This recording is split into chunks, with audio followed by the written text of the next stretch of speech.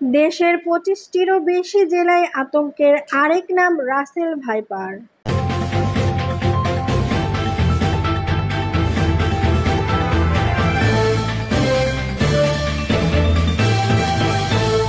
আসসালামু আলাইকুম।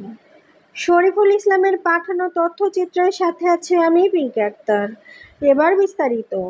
রাজশাহী, নাটোর, পাবনা সহ দেশের ২৫টিরও বেশি জেলায় আতঙ্কের আরেক নাম রাসেল ভাইপার। রাসেল ভাইপার বা চন্দ্রবোরা এই সাপের বিশেষত্ব হচ্ছে এরা খুবই বিষধর। কাউকে ছোবল দিলে অ্যান্টিভেনম দিলেও বাঁচার সম্ভাবনা মাত্র ২০%।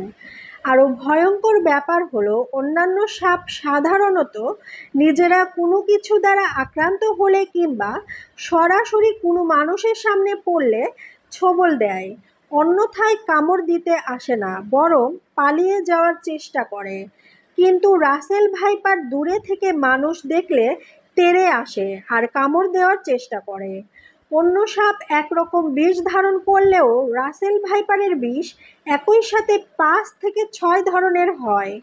এরা এক ছোবলে ৪০ থেকে ৭০ মিলি বিষ স্প্যাম করতে সক্ষম।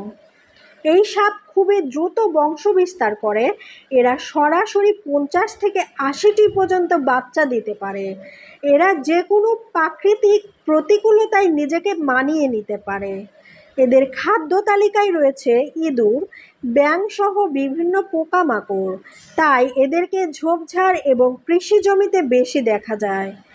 সম্প্রতি রাজশাহী, নাটোর, পাবনা, মানিকগঞ্জ, মাওয়া, পদ্মার তীরবর্তী এলাকাসহ দেশের ২৫টিরও বেশি জেলায় এই সাপের উপদ্রব বেড়েছে।